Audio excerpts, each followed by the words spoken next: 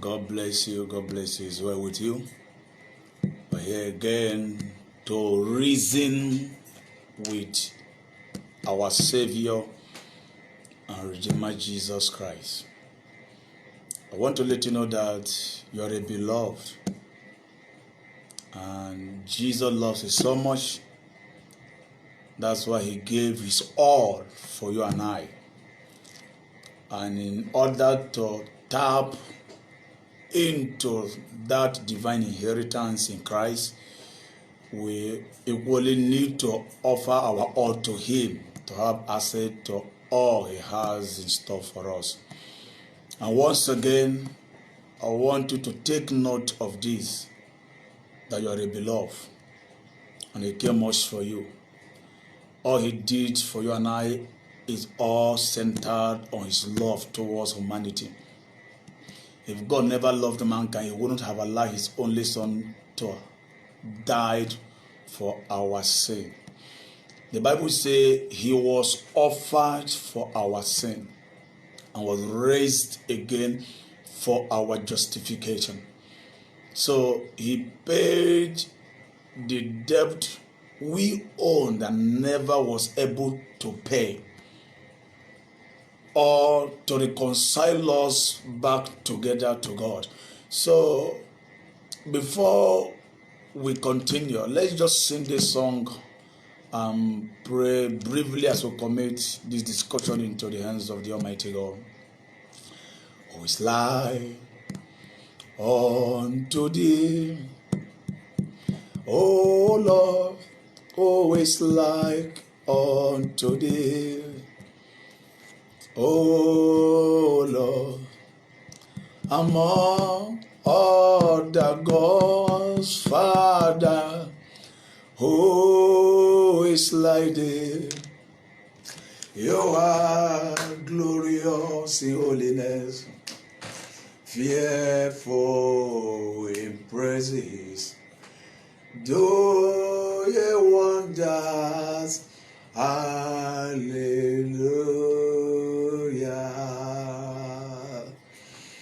Be magnified, O Lord. You are highly exalted, and there is nothing you can do. Oh Lord, my eyes are on You. Be magnified, oh Lord, be magnified.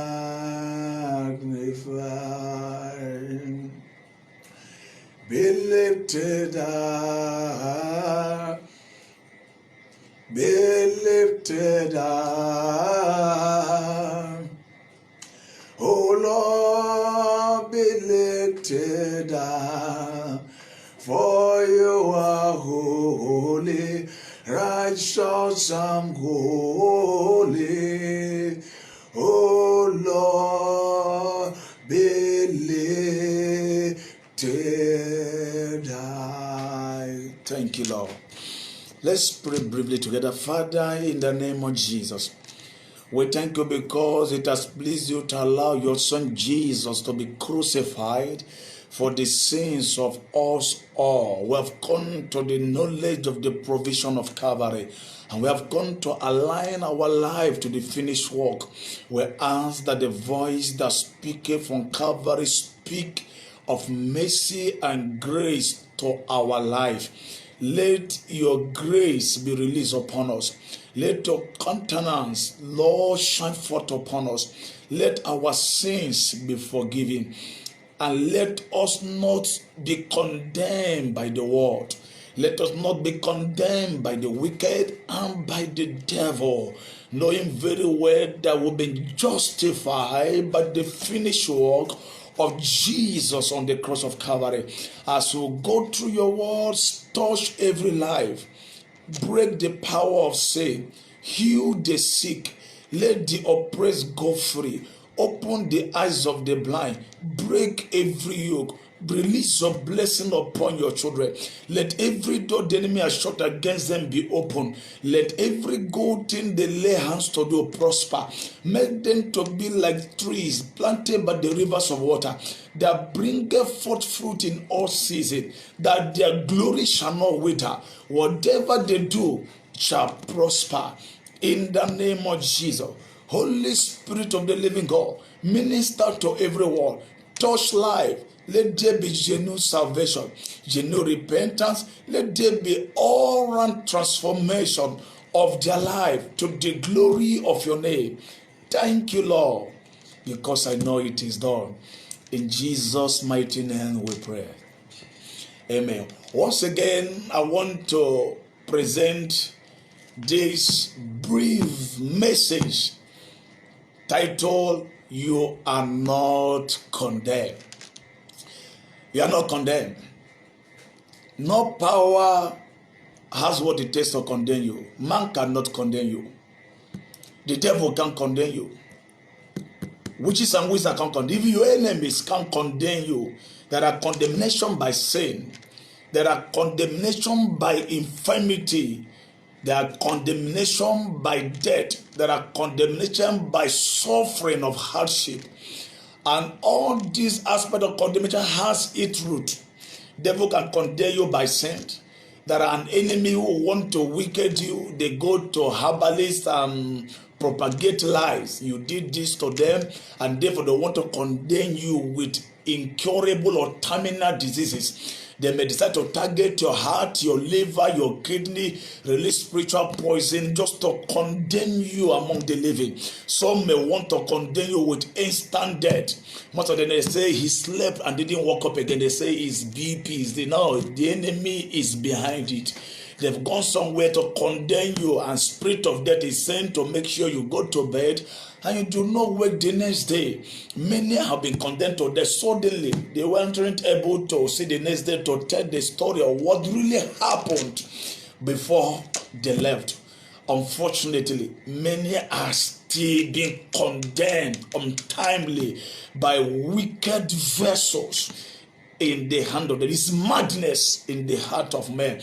But as many who are listening to me, I want to bring to your notice that you are not condemned. And when I say you are not condemned, I have been called by God to liberate life and liberate soul. I'm here to speak for your liberation, that the devil can't condemn you. Man, woman, agent of hell cannot condemn you.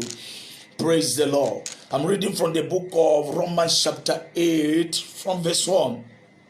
There is therefore now no condemnation to them which are in Christ Jesus, who walk not after the flesh. Take note of that. But after the Spirit. For the law of the Spirit of life in Christ Jesus has made me free, has made you free from the law of sin and death. Hallelujah. For what the law could not do, in that it was weak through the flesh, and God sending his own Son, which is Jesus Christ our Savior, in the likeness of sinful flesh, and for sin, condemned sin in the flesh, that the righteousness of the law might be fulfilled in us, who walk not after the flesh, but after the Spirit. Praise the name of the living God. So I once again repeat it to you, that you are not condemned. You are not condemned. Do you know why? If you are born of the Spirit of the Lord, that is, you are not walking according to the dictate of the flesh. You are not living according to your own time. You don't live your life as if the life belongs to you. You don't live the life as if there is no one to give account to. You're living the life taking cognizance that Jesus went to Calvary, passed through the pains and the agony, bear your burden of sin upon himself. The Father has to forsake him for our sake. The Bible says he was made our sin. Why? That the righteousness of God may be made manifest in us through him. Only when we come to the terms and to the knowledge that Jesus actually has taken upon himself our sin, so as to liberate us from the condemnation of the devil and from the condemnation of the wicked men and wicked women that live with us. Praise the name of the living God. The Bible says he took away all the handwriting of the ordinances of the devil, which was against us. We were contrary to us, nailing them to his cross. Having spoiled principalities and powers, he made the public show of them, triumphing over them on the cross. Not only that, he redeemed us also from the curses of the Lord, from the curses of condemnation, from the curses of condemnation by sin, causes of condemnation by infirmities and incurable diseases, from the causes of condemnation of poverty and suffering and hardship, from the causes of condemnation of sudden death that were meant for us, that God never portioned or planned for us. But the enemy had the legal ground or a loophole to lay hold to condemn you by an act of wickedness. So I bring to you the work of Calvary so as to enable you access to connect to the finished work of Calvary, to redeem you from the condemnation of sin and from the condemnation of the devil. Now, for the fact that you are not condemned via the finished work of Jesus on the Calvary does not permit you and give you the right to continue to live in sin. That's what the Bible says, shall we continue in sin that grace may abound? God forbid. How shall we that are dead to sin live any longer therein? Know we know that as many of us that we are partakers of Christ's death by baptism unto death, even as Christ raised from the dead through the work of the Father, even we also should live in newness of life. For the fact that you are redeemed from sin and condemnation of the devil does not automatically give you the right to continue to commit sin willfully and then quoting in error that grace is available for your sin. No, you are cleansed of your sins and past sins so that you will not continue to live in sin in the present, so that you get connected to the grace that is obtainable at Calvary. The grace will give you power over sin, to overcome sin, to hate what Jesus hated, and love what Jesus loved. Sin is what ensnare you for the devil to convert you as a prey in their abode. So the only problem that man has is sin. So I bring the work of Calvary to you that you're not condemned. As long as you're a believer, you've forsaken your sin, you've confessed and denounced and renounced them and disassociate yourself from everything that once keeps you down. And then you connect to Calvary, confess your sin, ask God for mercy and for forgiveness, ask to be cleansed by the blood of Jesus. Thank God there is a continuous pool waiting to wash anyone that comes to God in repentance. That's the pool of the blood of Jesus. In the book of Numbers 23 says, surely there is no enchantment against Jacob, neither is there any divination against Israel. So according to this time, it shall be said of Jacob and Israel, what has the Lord wrought? So no enchantment, no divination of any sort, program, enchanted, even by sacrifices or ritual, that will ever work against you. They may want to condemn you today. The next day they see you working and living, they are waiting to hear bad news. They only see you as living as a good news. Nothing ever worked. Nothing will ever work against you that the enemy release, as long as you're justified by the blood of Jesus. And once you're justified, don't go continuing to live in sin. Don't, allow the devil make you commit sin at will, and then you say, I will go to God for mercy. No, you don't continue in sin, for grace may abound. Amen. So you really need to say no to every appearances of sin, so that Jesus will have his way in your life. So beloved, I would really want to pray for you, because the Bible says that the wages of sin is death, but the gift of God is eternal life through our Lord Jesus Christ. Like where I said before, in the book of Romans chapter 4 verse 25, he said, who was delivered for our offenses and was raised again for our justification. So Jesus was raised for your justification.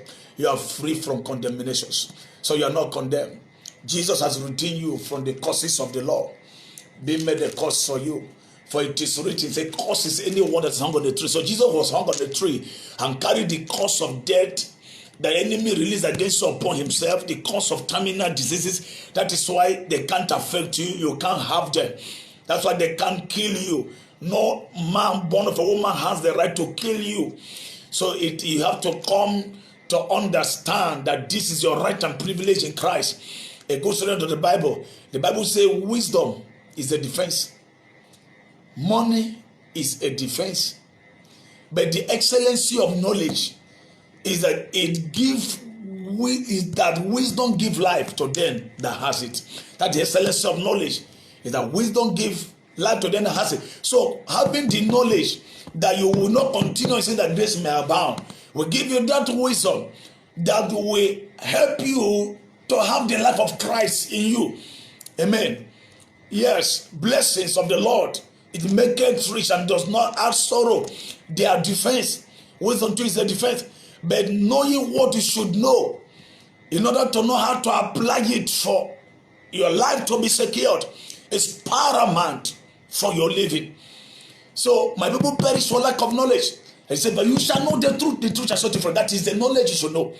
So the excellence of knowledge is that wisdom give life to those that has it.